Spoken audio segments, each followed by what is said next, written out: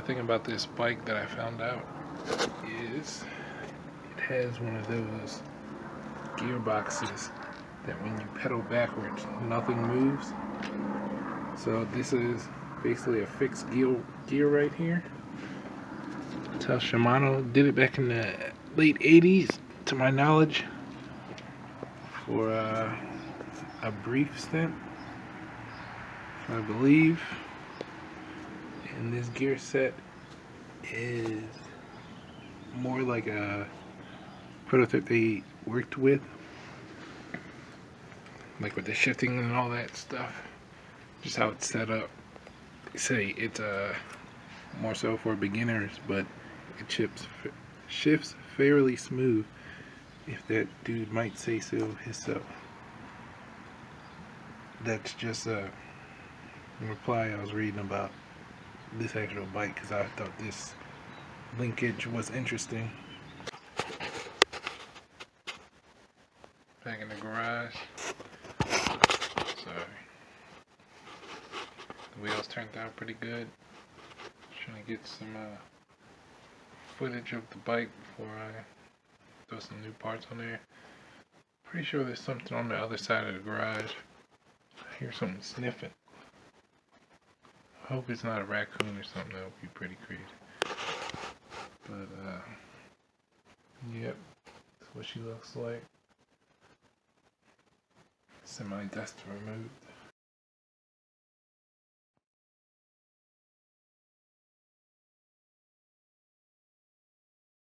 Just about to go at the handlebars a little bit. Try to make them wider. Basically rearranging the geometry of the drop bar. We're just gonna sit out that way more so. Get a lower, more street bike-ish feel, or dirt bike-ish feel, however you want to look at it.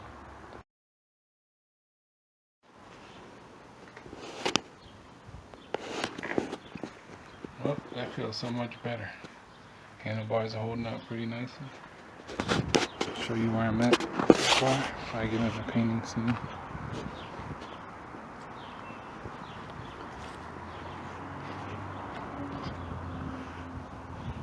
The stance is so killer on the street, you can actually like get ballsy.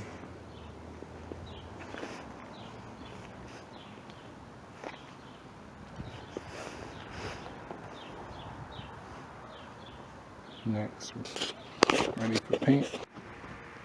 Bike's down to the frame. About to try to take the headset off and clean up the chain. I don't know if I want to mess with this since it has that funny mechanism in there.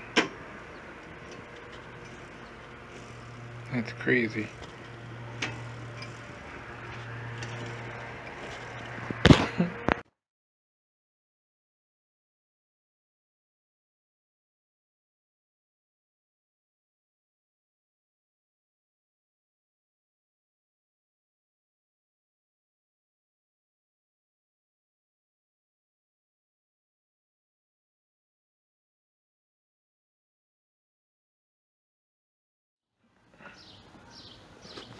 I'm back in the garage, about to lay the white coat down. Got everything taped up.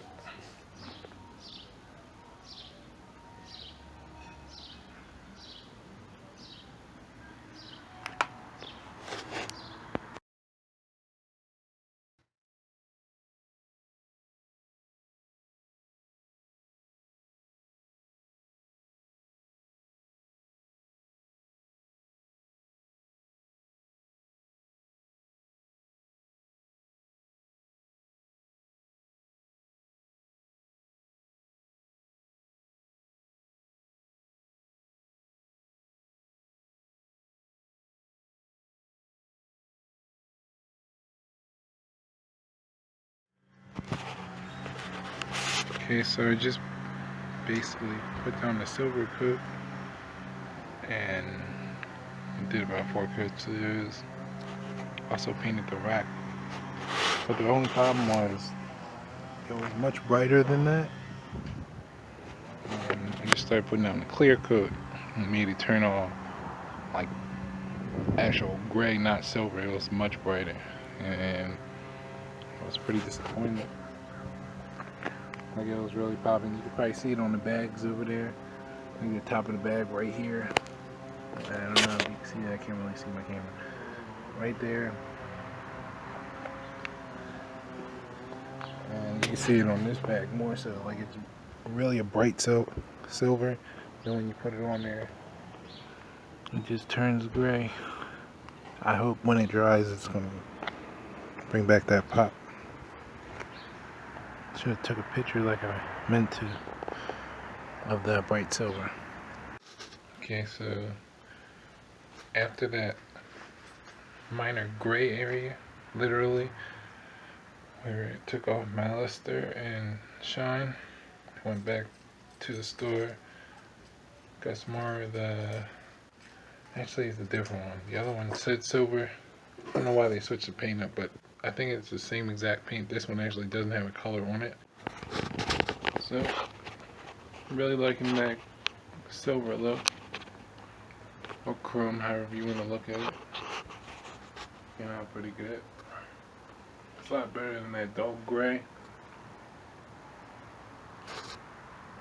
That's actually pretty tremendous. The only problem is when you actually touch it. Like, I tried to put my fingernails in the nut right there that I painted, because I wanted to see how well it held, and basically, you know, it nicks fairly easy. But again, I'm not gonna touch those parts that much if I don't have to. So I'll see how it holds up. Do want to get a time lapse of me unwrapping it, because it's kind of like Christmas with all the painted parts. But that might take long, and oh, what the heck. I took out the top tape and the bottom tape where the chrome plating is, and it looks pretty identical. I'm pretty happy with that. I mean, again, there's no clear coat on there, but the polish finish is almost there. Like, they're both shining in the light, and it looks pretty good. Happy with it.